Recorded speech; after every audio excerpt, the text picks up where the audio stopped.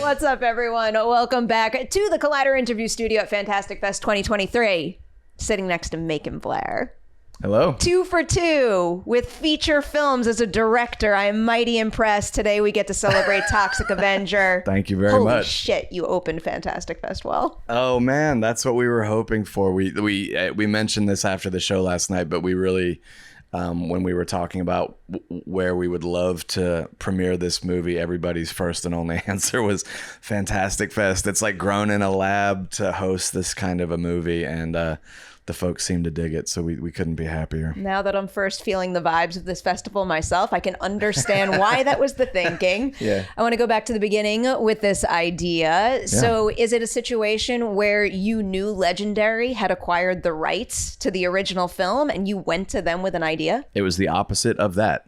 I had done a little bit of work for them elsewhere, and they brought it to me. They had just gotten the rights from Lloyd. This makes me respect Legendary way more than I already did. Well, they didn't offer it to me on a platter. They said, what would your take be? As I'm sure they did to a bunch of people. And I told them what I thought, and I really, Scout's Honor, expected them at any point to say no, like, thank you for your time, but that's not what we're into. I kind of half assumed that maybe they would want a PG-13 or something that's more family friendly or mainstream, however you quantify that. And I kept saying, like, it's got to be R, it's got to be a dude in a suit, it's got to be like silly and ridiculous and like purposefully juvenile. And they kept going, yeah. And at a certain point it was like, okay, well, I'm just gonna write this goddamn thing and we'll see what happens. And here we are. Oh, I have so many follow-up questions about many things you just said, but first, I know you're a big Troma fan. Sure. But why direct a Toxic Avenger movie for your second feature as a director honing his craft? What did you think you would get from this material that would benefit you as a director moving forward? I love that question. And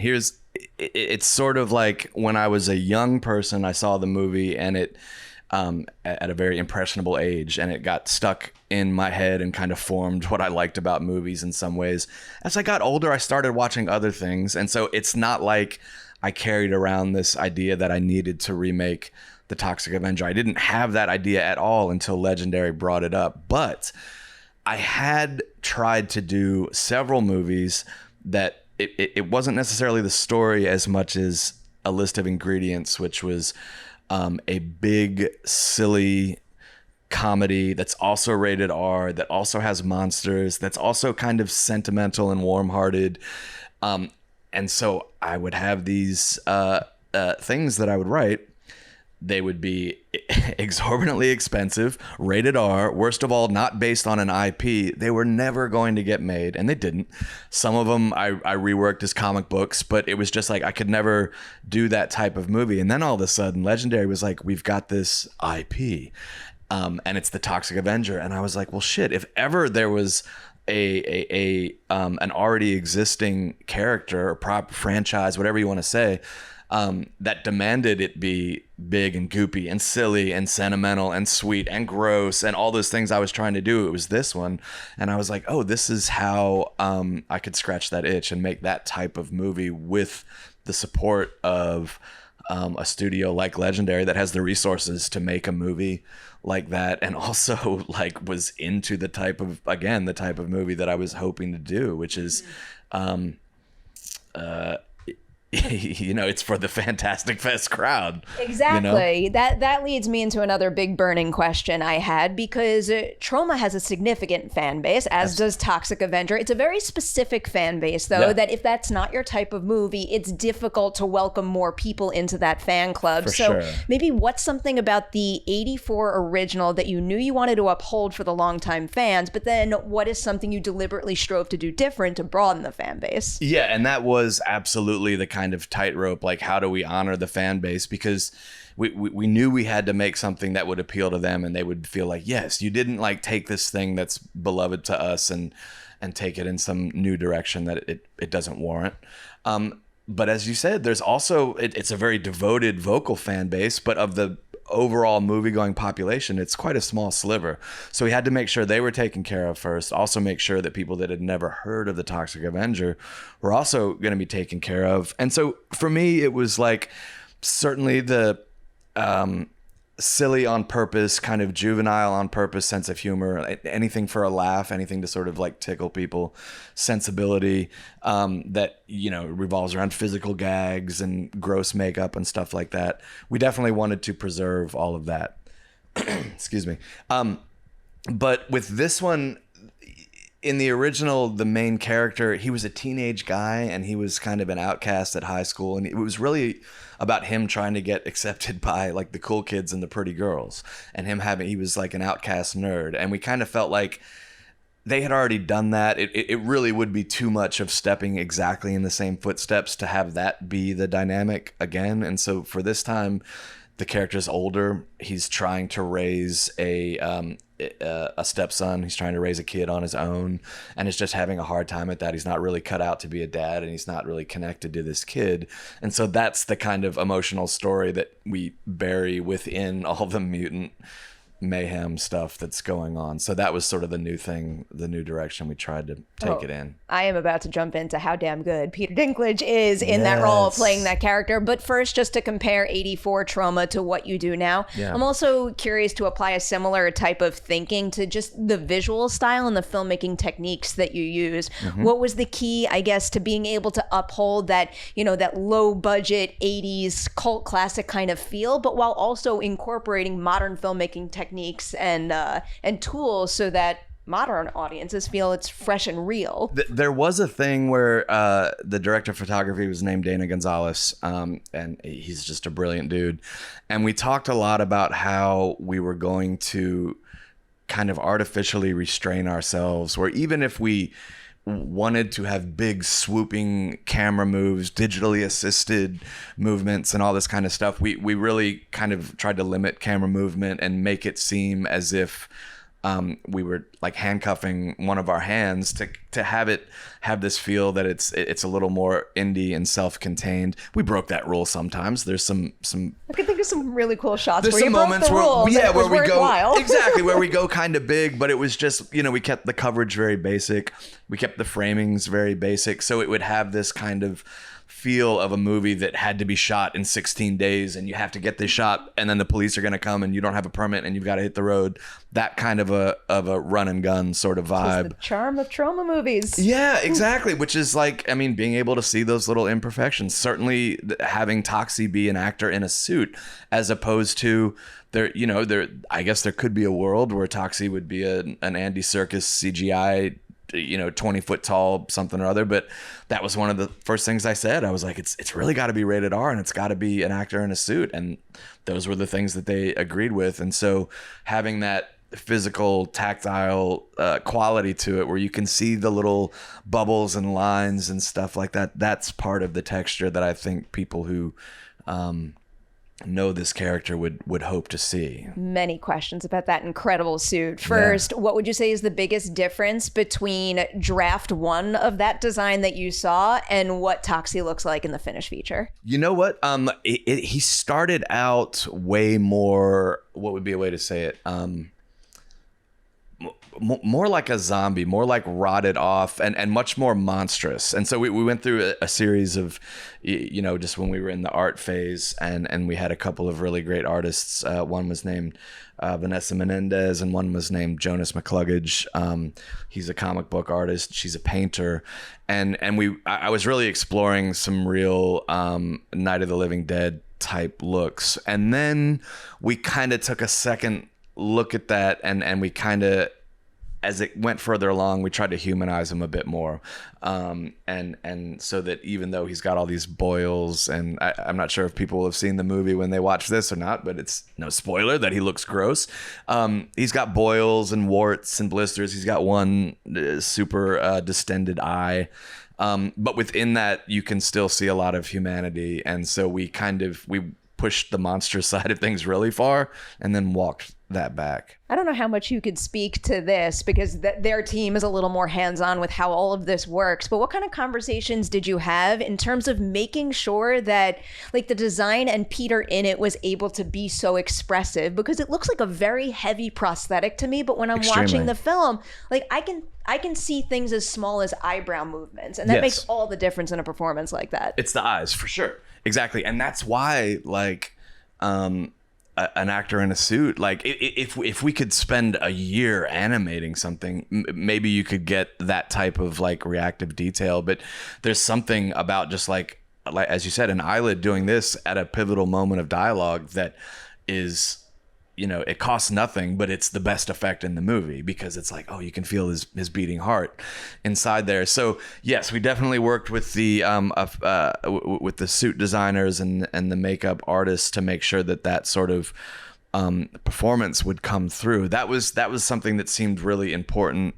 Was that when he, you know, the first 20 minutes of the movie, he's a human, and then he has a crazy science fiction accident, and he becomes this mutant monster, and really wanting it to feel like you could see that human character inside all that goop and grossness later on, and not treat it like, okay, now he's a monster, we're starting fresh, it's a brand new guy. It really had to have that continuity and the connection that the audience made with human version once he turned into monster version.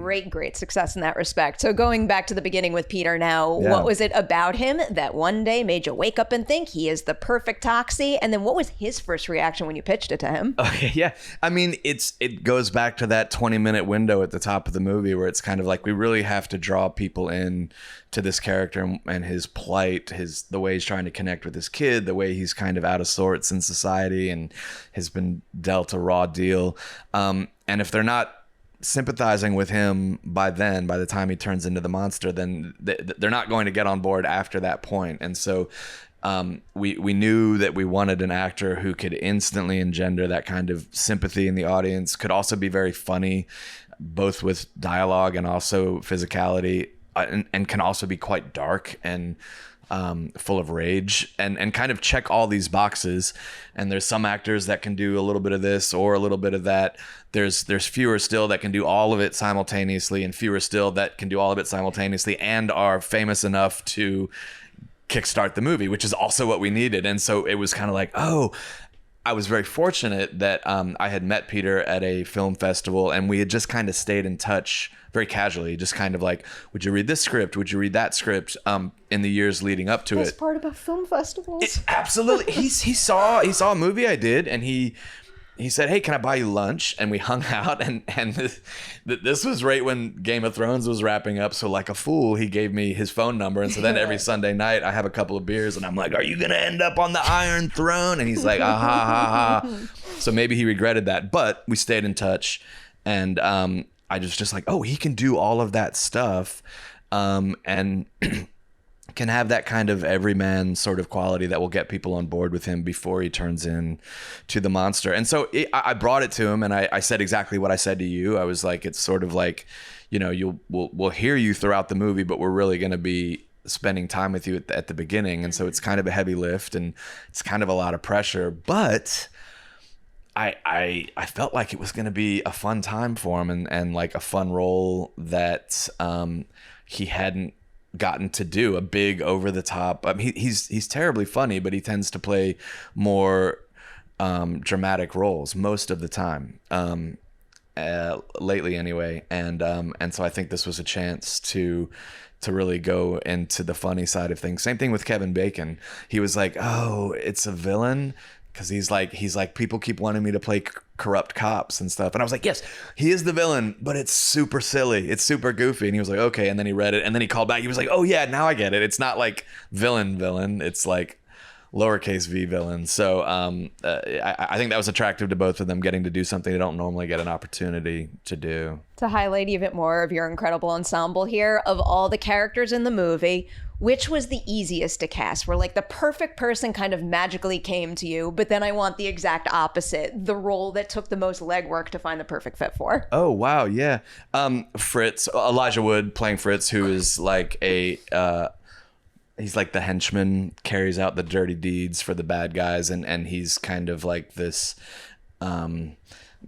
gothic creep looking guy with, you know, he's bald. He like the whole idea was to make him be unrecognizable as like sweet, kind-faced Elijah Wood, and just have him be as equally as monstrous as Toxie was. I wrote that part for him, and was just like, I didn't really think about anybody else for that one, and luckily I pitched him to Legendary. I pitched the part to him, and everybody was very quickly on board. That was the easiest. It was just kind of like perfect to have him in that role, and then to bring this movie to Fantastic Fest with him in it. It was just meant to be. I think so too. I mean, it was just one of those things. He's got like, I don't know if they're doing it this year, but in years past, they had a tattaoo artist here. And so they were, I'm worried about that. Because I will do it if I see it and I like it. He's got like a whole collection of Fantastic of course he does. Fest tattoos on his arm from over the years. He's here every year. So yeah, it did feel like absolute full circle. Getting him in the movie and then getting to premiere it here. If they have a Toxie tattoo, are you going to get it? 100%. Okay. Oh, Lord, yeah. I would hope so. Yeah. I hope so. Wait, so now I need the other half of that question. The role that took the most legwork to find the right fit for. The one that took the legwork makes it sound like it was an impossible equation to solve, and it wasn't. But the part that we really looked at a lot of different people for was JJ, who is a new character, and she's kind of like she's sort of like a rogue investigator that's gathering information. I'm sort of giving you some context if people haven't seen it, but she's gathering information to take down this evil corporation, and she is actually, she kind of starts the movie as a hero and kind of sets this example to Toxie, who he doesn't want anything to do with fighting anybody or anything like that. She kind of brings him along that path, and so it was a character where we felt like we didn't necessarily need somebody who was a superstar that everybody knew. But we ended up very luckily getting Taylor Page, who at the time when we shot it was, I had just seen Zola and Ma Rainey's, and she was just fantastic in those. And I actually sort of, I'd seen Ma Rainey's, and then I saw Zola a little bit later in the process, and it was just sort of like wanting somebody who had that toughness and that grit, but was not... It didn't have like an actress thing, if you know what I mean. Like she's very vanity free. Like she doesn't need to be like perfect lighting and like make sure everything. She's just kind of like rolls with it and is in it to sort of like scrap and get physical and do all the running and fighting and jumping in the role. So it's kind of like this fun action role that, again, I don't think she got to do, but she just had this very believable, realistic quality to it, as opposed to like a Black Widow type of character where everything is so perfect and precise. There's kind of like a clunkiness to it, which I find very endearing. Like she makes mistakes as she goes to, like every time she tries to make progress against these bad guys, something goes wrong, and so she's always flustered, which is very funny. But you kind of go on that ride with her, and eventually so does Toxie. Her chemistry with Peter and Jacob is just so incredibly perfect, and that's what's vital for the heart of this movie, to make them feel like a little family that you want to get behind, and very successful. Precisely so. It's sort of like they're all like on scattered corners of the board, and then like throughout the thing they kind of end up on a little bit of an uneasy team together, which is fun to see. Line delivery. She's got some just like pitch perfect lines and like perfectly timed lines. Super deadpan, where it's just sort of like not playing it to be funny, but it's sort of like with one step removed from it, it is funny. There's a couple things that I want to repeat right now so badly, but I'm not going to ruin it for everyone. As we wind down here, I can't end this conversation without talking about your collaboration with Lloyd. So what was it like working with him, and how did he support upholding the Troma vision, but also supporting your vision for this character as well? It's not that he was hands off. He definitely like had notes and suggestions, but he always framed them every single time with like, now this is your thing. Like there was no like, I really hope you'll do this or that. It was really just, hey, if you want to do this. And some of the ideas end up in the movie, and some of them didn't, just because we were doing different stuff. But he was always, he came out to visit the set in Bulgaria, and I think that was a lot of fun for him, because it's, it's shooting in Europe, and it's this weird germ of an idea that he had, 40 odd years ago, and it's become this phenomenon now, and he's kind of looking at these sets and everything like that. And he said it was very touching to see it continuing and enduring after all these years. So he was very supportive, and always seemed to like want to overstate that like, this is yours. I'm not going to get in the way. I'm not going to get in the way. And at a certain point I was like, you can get in the way a little bit more than that, man. Like, but you know, it was important to me as much as sort of crafting a story that the Troma fans would love, that Lloyd and also Michael, his sort of behind the scenes partner, were involved and part of it. It would just be sort of like if all we did was take the title and then go do our own thing without bringing the original squad along for the ride, that would sort of defeat its own purpose too. Yeah. So, you know, I just kind of look at it like, you know, you've got Batman, and then there's Adam West, Christian Bale, George. There's all the Batmans. You got James Bond. You got all the different James Bonds, and you can discuss which ones you like better or worse or whatever.